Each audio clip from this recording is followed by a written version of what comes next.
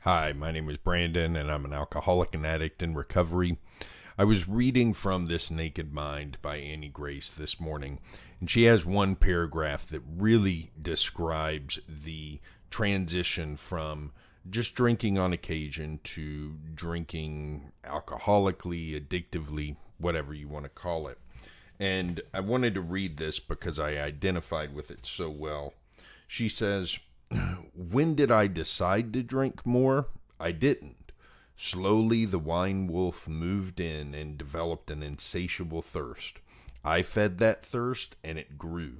Once I was poisoning myself every day, life became truly stressful. The subtle, I need to drink feeling was constant. Since life was stressful, I drank to deal with the stress. I cannot express how grateful I am to be out of that horrible nightmare.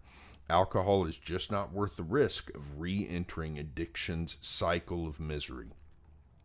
So this was a perfect descriptor of how I started to drink as heavily as I ended up drinking by the time I realized I needed to stop forever. I would, when I first started drinking, it was primarily a social thing. And then slowly I started to want to drink whenever I was doing anything.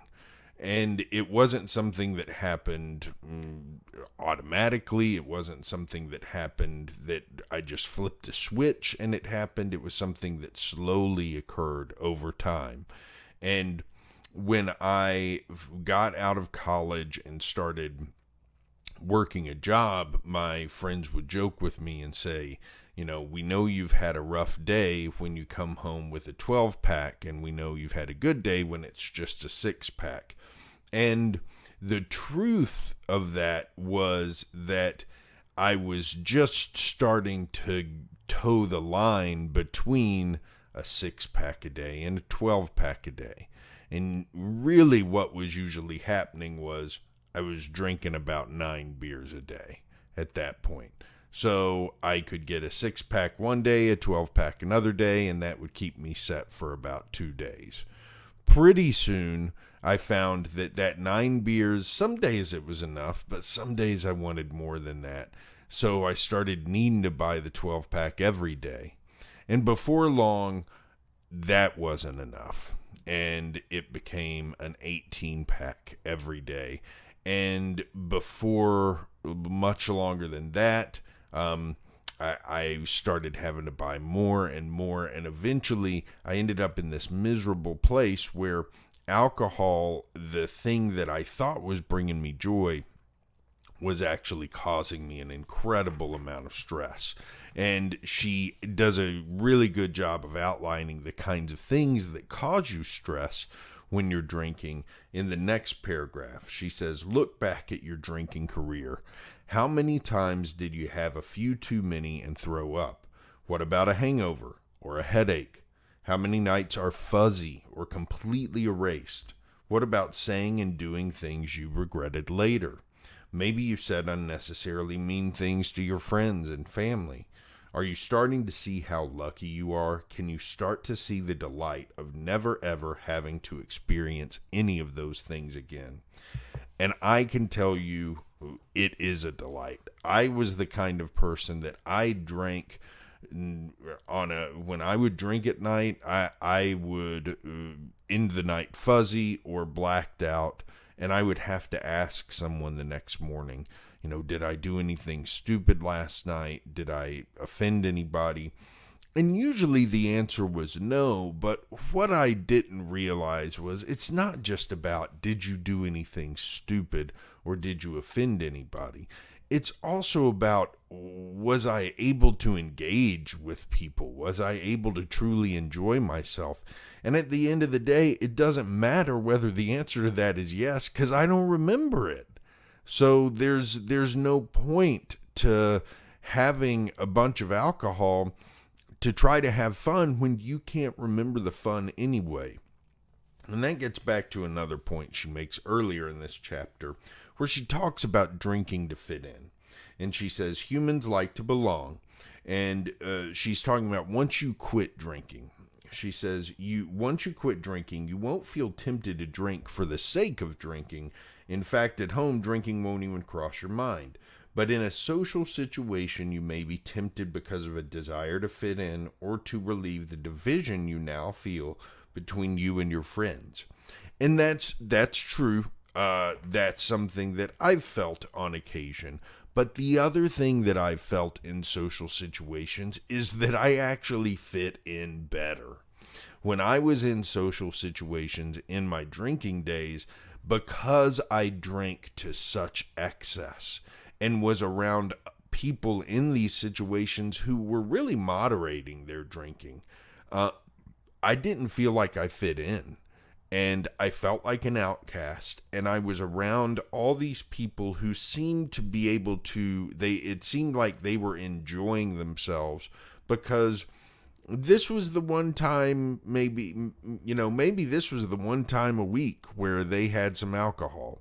But otherwise they didn't drink that much, or, they had their lives together. They had their lives the way that they wanted them to, and I knew I did not like myself or what I was doing in life, and I felt like an outcast. And then I would drink and become clearly intoxicated, clearly more intoxicated than these people, and it made me feel like even more of an outcast. Now I can go be with the same people, and even though they're drinking and I'm not, I feel like I fit in more because I'm able to hold a conversation. I'm able to remember the people and those conversations the next day, and I feel happy with myself, and that makes a huge difference. And it reinforces every time I'm out. And there may be something in the back of my head that says, wouldn't it be nice to be able to drink like everybody else? But I've accepted the fact that that's just not something I can do.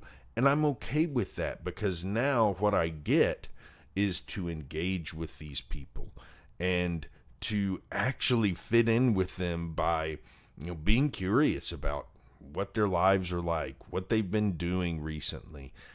And in doing that, I've been able to start to build relationships where I used to just not necessarily destroy them, but certainly didn't help them grow.